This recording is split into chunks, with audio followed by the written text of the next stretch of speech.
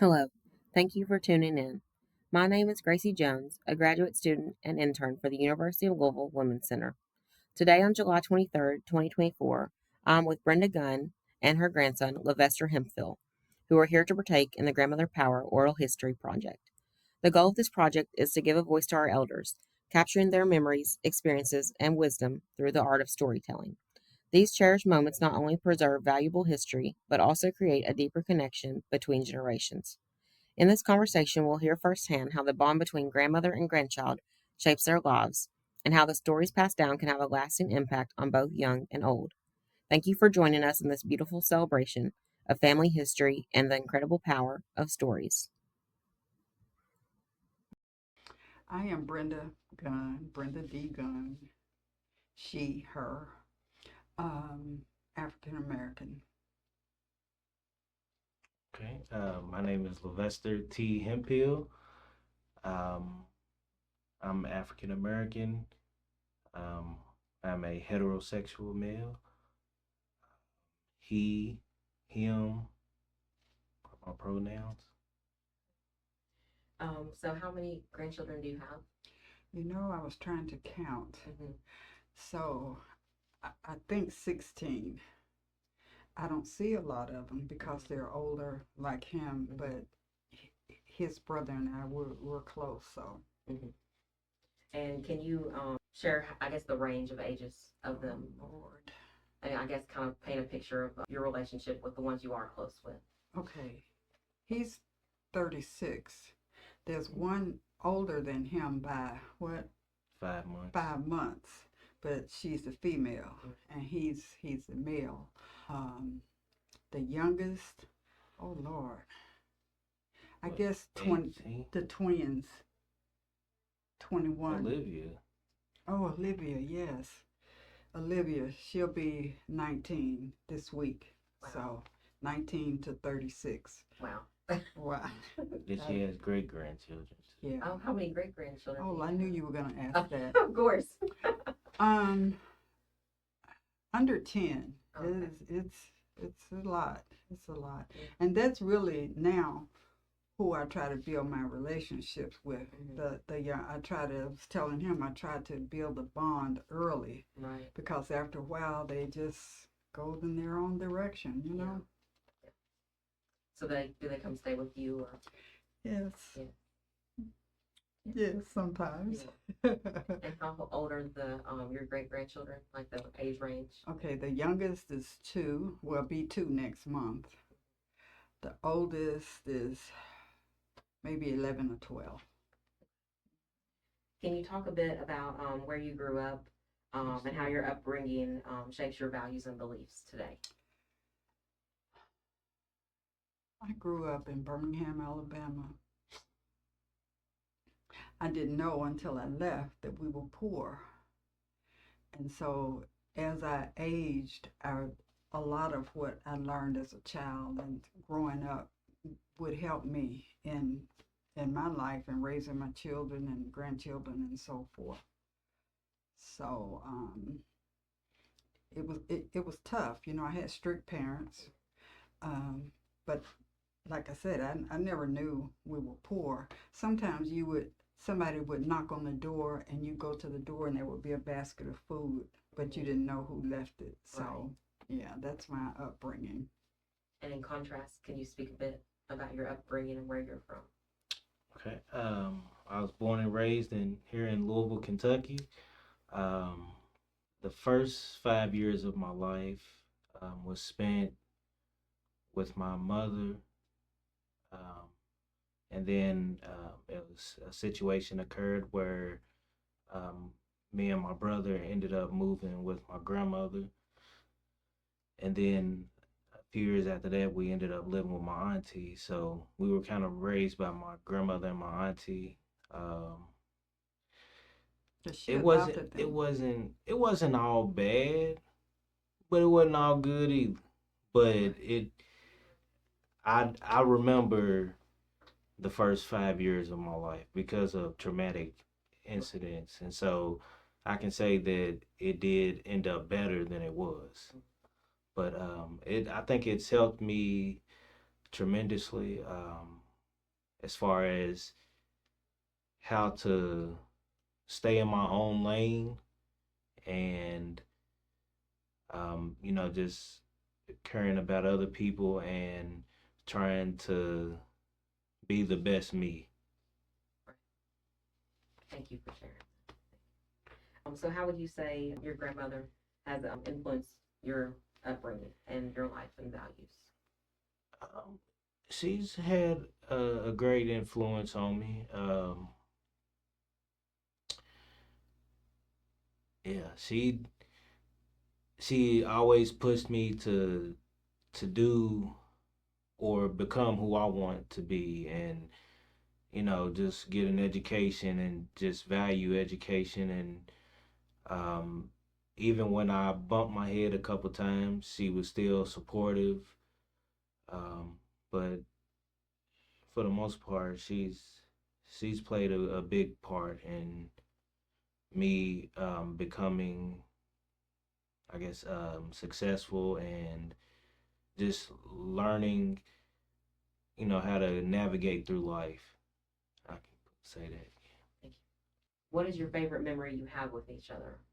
So you can both take turns sharing. I was trying to think before he moved with me, um, I used to go pick him up like every weekend. And he'd be on the porch, and as soon as my car would pull up, he'd start jumping. He'd be so happy. And I just remember that. That's one of my favorites. Um, I would say probably going out of town on different trips. I remember going to Virginia, New Orleans, Portland, Oregon, Alabama. Yeah. So So I was a member of the I still am of the Business and Professional Women of Kentucky, and he would ride with when I had to go out in the state. He would ride with me, and couple of you went to a national conference with me in Cleveland. yeah, it was. Right, Portland, Oregon. I took him just at that time he was younger, just to give him a vacation. But he would ride with me, and then when he started getting his own things to do, I tried to get his brother to ride with me, but that didn't work. So yeah. So what would you say, Brenda, were some challenges that your family or community faced when you were younger? Um, and then how did these challenges affect you personally? Once again, I didn't realize until I was a young adult. When I was 18, I moved to New York, and things were so much different there than they were in my town. I realized all the racism and hatred that was there that I didn't know about. My parents, um, my mother especially, when they boycotted the buses, and or they would make the black people sit in the back of the bus. Mom would get on the bus and push us to the back. So when we ride the bus by ourselves, we just stop and sit, and nobody ever said anything to us. But it was different. And it opens your eyes to where you were and where you are now. Sadly, some of that still exists, not only in Birmingham but everywhere. So yeah. That kind of ties into the next question, which is how do you think your community has changed over the years? So that could be where you live, what resources you've utilized over the years. Um, Gosh. Well, when I go home, I see a lot of change. Um, People are a little more friendly, like if you go shopping, clerks and things like that. And here, I've been in Louisville now for 50 plus years, and I didn't experience any of that when I first, but I didn't think I didn't experience any of that when I first moved in. Some of the things that the most that I um, used was my education here at the university. My first job was a legal secretary, And I had graduated from Spencerian with the legal say had two small kids under two, had to, and when I left there, I came to the university and you could take the classes. Took a long time, but I finished. So that's one service that I've used. And this is a question for you. And it says, what's something about life today that you think your grandmother finds interesting or different from when she was young? Probably social media. Um, hmm, I would probably say,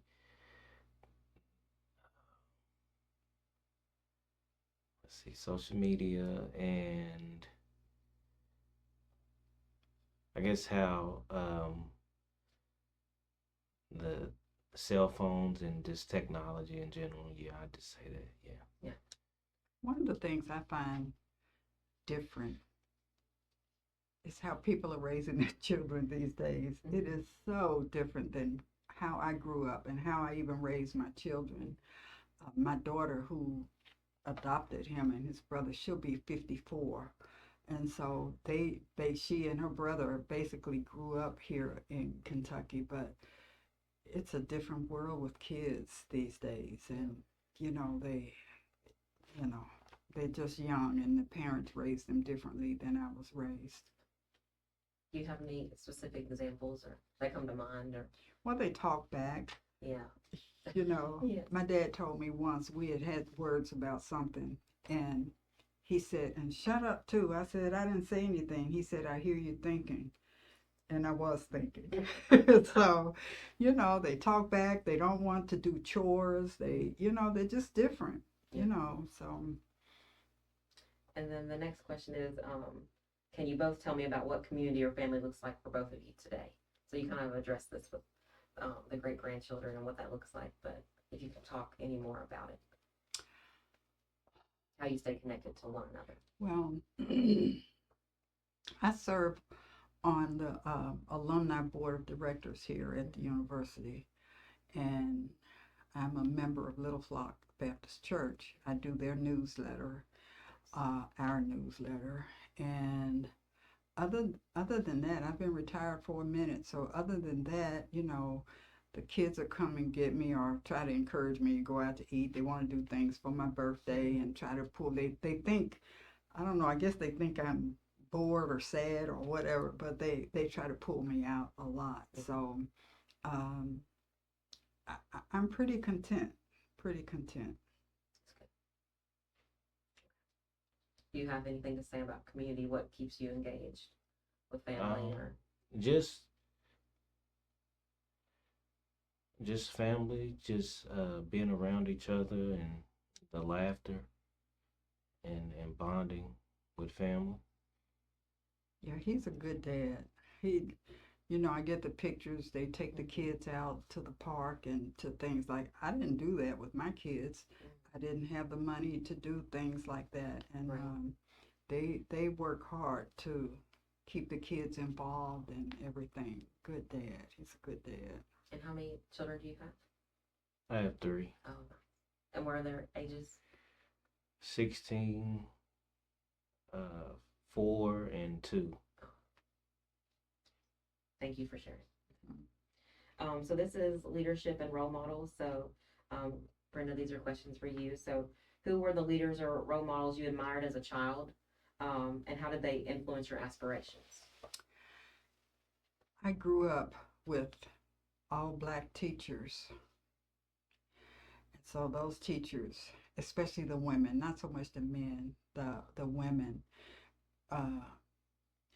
they just gave you a different aspect on life and how you were living and how you could live and how things were. Early on when I would go back to visit, one teacher told me, an elementary school teacher, she'd say, what are you doing now? And I'd tell her, she said, I knew that you were always so smart, and I just knew you would. Well, I didn't think I was that smart. I had to study. It wasn't like it came quickly. So I would say my school teachers, and of course my mother, and some friends. Mm-hmm. As a grandmother, who do you see as current leaders in your community, and this could be local or national. And what qualities do they embody that you think are important? I thought the first person I thought of was Sadiqa Reynolds, who used to run the Urban League. Oh my God, she just stepped out and just, spoke her mind, did what she needed to do, spearheaded the construction of a sports center in the West End. I like that. I had heard her speak before about her past, how hard it was for her to get into law school, and the scholarships and things that she had. And she has, before coming to the Urban League, she worked for the city, one of those mayors. But I would say Sadiq, well, she's not there anymore, but I would say her for sure. I can't think of anybody else at the moment. And then the next question is, what actions do you believe leaders should take to improve our country's well-being and unity? Oh Lord, A lot. this this gun violence is, it has just taken over. I would say the gun violence. I would say homelessness, especially for people with families. They need to address um, health care for people. Excuse me, better health care. Free healthcare. Yeah, free health care, like in some other countries where it's free. So those would be my main issues. Do you have anything to share that you do? That you Um, think, no. no. Um, so this is a question for you. It says, who do you look up to in your life the most? And what about that person inspires you? Hmm. And is that local or It could be anyone. It could be family. It could be okay? Um, I think for the longest I looked up to my father. Um, and of course, my auntie and my grandmother. Um,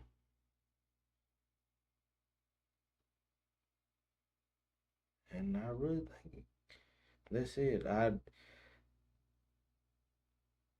I kind of don't necessarily look up to, I guess, entertainers or right. people in public view because Celebrities. I don't necessarily really know them, so I don't Mm-hmm. know who they are as a person. But um,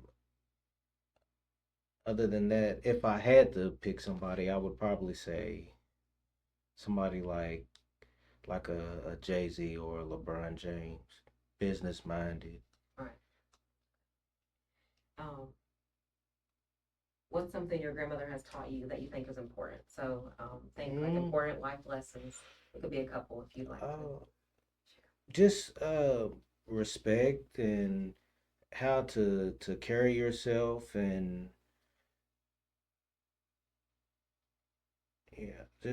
just respect and how to carry yourself and just be you. Don't necessarily be like anybody else. Just always be your authentic self.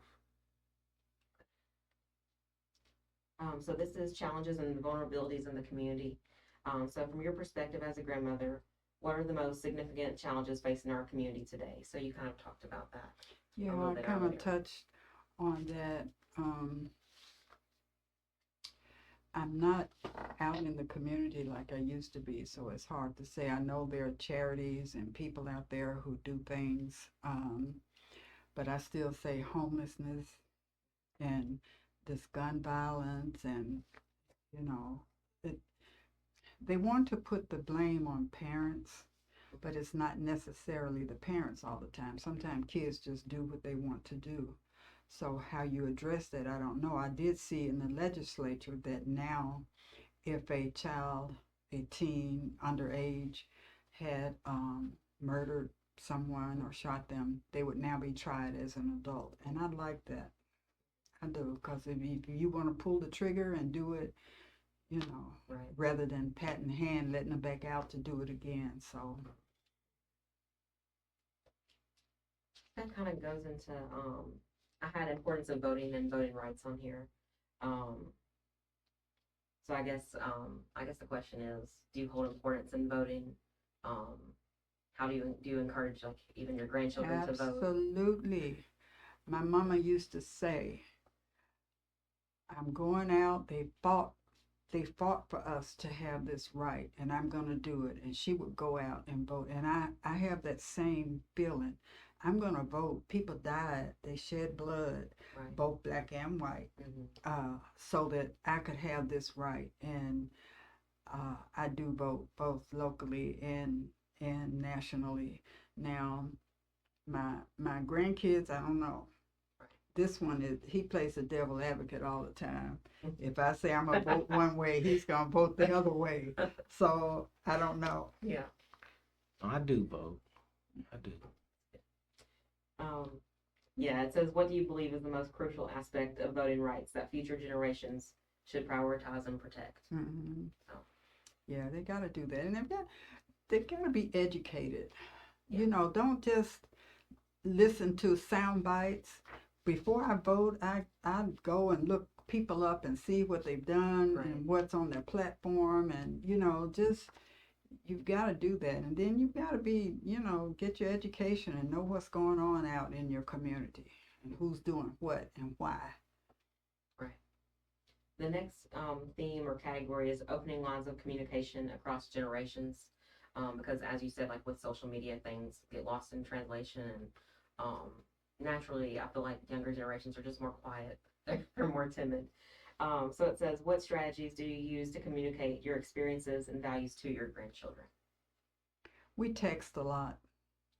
Um, After working for 30 plus years, and even when I worked, I had people who could do my phone calls and things like that for me. So I'm not a phone person. Yeah. So I do text a lot. He'll call. His brother will call, and those are the two that I hear from. Mm-hmm. There's one granddaughter in Evansville. She'll text every now and then. So I send them a lot of scripture when I study in the morning. I send them, if I hear something that's going to motivate them or help them, I'll send that to them. A lot of times they'll say thank you, and if I know they didn't like it, they won't respond. So that's how I stay in touch with them. So how do you think younger generations can learn from the experiences of other elders to create a better future?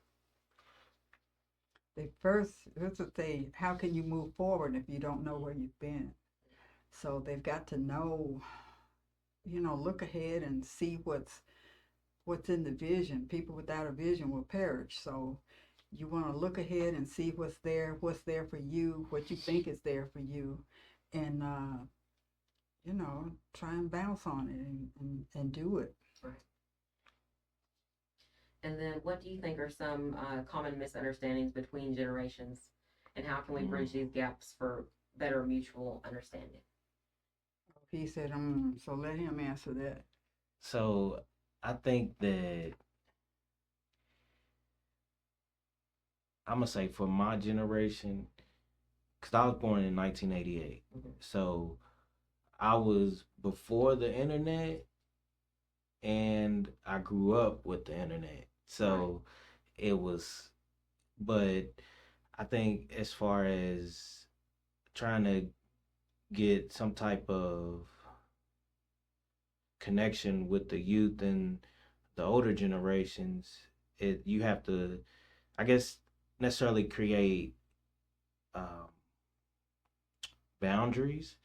And when you create boundaries, it's not seen as disrespect. It's just, this is just my boundary, how I choose to live. And I think that sometimes the older generations are a little judgmental on how the younger generation, how we do things, and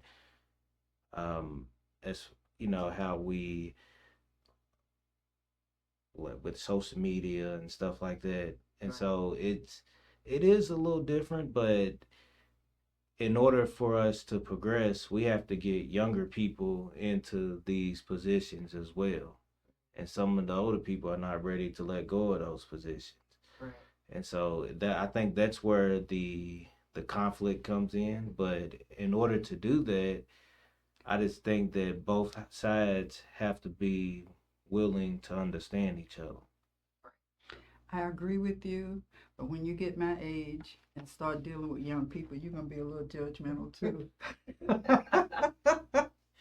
Just wait on it. Okay, you already are. You already are, but wait till you get my age. What do you think are some common miscommunications or understandings between older and younger generations today? I don't know. They, the younger generation has it all figured out. They don't need you to say anything to them. This is how it's going to be done. I can remember when my daughter had custody of them, if I said to her, you should try this or do this, if she was going to do it, she'd say, okay, Mom, thank you. But if she just like didn't want to be bothered, she wouldn't respond. So they've got it all worked out. Lord help us. They've got it all worked out. You've got to get their ear and show them more than just talking down or talking at them. You've got to be able to show them. Right. So this is the last section, and it's wisdom, hopes, and future aspirations. So reflecting on your life, what is one piece of advice you wish you had known when you were younger, or advice you could have gone back and given your younger self? I didn't know. I didn't know. My dad said when we turned 18, we had to leave. Um,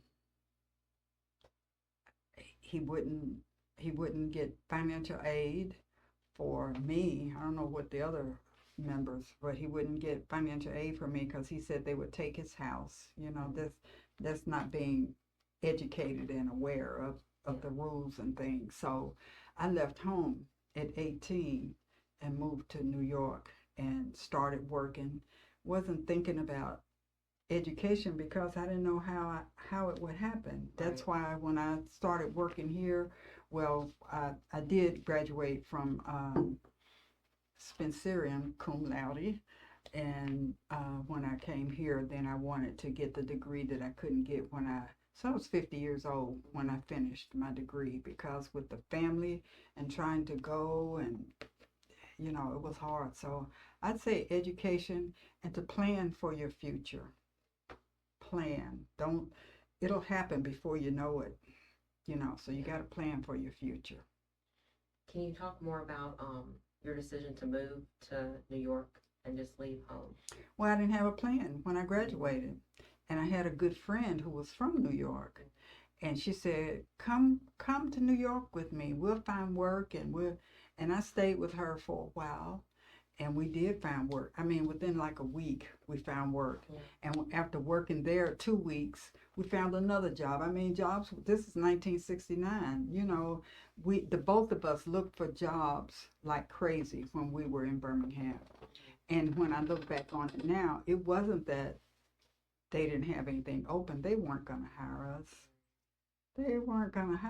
So when I went to New York, that was eye-opening. Yeah. And then I was there long enough to marry and have 2 children. And then I moved back to Birmingham, still could not find work. And then I moved here, and it just made a big difference in my life. Did you live in the city, or was it? I lived in New York. Yeah, in New York. I lived on Long Island. Oh, wow. Mm-hmm. Are you from New York? No, I've always wanted to move there. Yeah. I had an aunt who lived in Jamaica, and I think if I had to live in the city, it wouldn't happen. Mm-hmm. But I like the smaller areas. Right. Mm-hmm. Okay, and then the next question is, what wisdom or lessons have you gained being a grandmother that you believe are crucial for future generations to understand? Say that again. It says, what wisdom or lessons have you gained as a grandmother that you believe are crucial for future generations to understand? Or it could just be lessons that you learned being a grandmother. You can't count them out. like he said, he had a hiccup if he, but you just keep going. You can't stop because of one thing. You have to keep going. Oh, it's been more than one. I know, but I don't know about all of them. Or you don't think I know about all of them. Let me put it that way. So you can't give up. You just have to keep going. You're gonna run into roadblocks and things aren't gonna go your way that you planned, but you just have to keep going because my kids used to say, ask me for money, and I'd say I didn't have any money. And they said, well, can't you write a check? And I'm like, you have to have money to write a check. So, you just have to keep going. Yeah. And then what are your hopes and dreams for your grandchildren and their future and great grandchildren? That they would go far beyond wherever I was, far beyond, do great things, be positive and productive citizens and take care of their families and things. That's my hope. I did better than my parents, and I'm hoping my children would have done better. Most of them have done better than me, and so you want the same for the grandkids to just, keep doing great things. And if you would like to share your dreams for yourself and what you hope to accomplish as you grow older. Um, just to be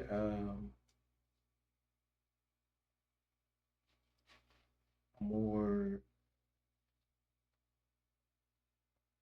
just get better every day. Honestly, just be better every day. Be a better person, father, grandson, son, and just a citizen.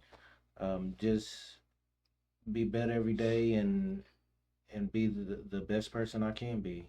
It's all I can, mentally, physically, and spiritually. What about your dream to be a coach? Still working on it? Maybe. Maybe. Okay. And then the last question I have is looking back, what are you most proud of in your life? Oh, Lord. That I finally got my degree. I look at it when I worked, it was over my desk, and it took forever, but I was determined to do it before I turned 50. But I had to wait a semester for a class, so I was 50, but it was before turning 50. So I would say that I'm still very proud of that because it was hard. It was hard working with a family and trying to do that. So that's one of them. And then is there anything else you want to share? Or you can share a story because I'll go back and I'll edit it and put it in wherever. Well, no, I thank you for the opportunity to come and spend some time with my grandson.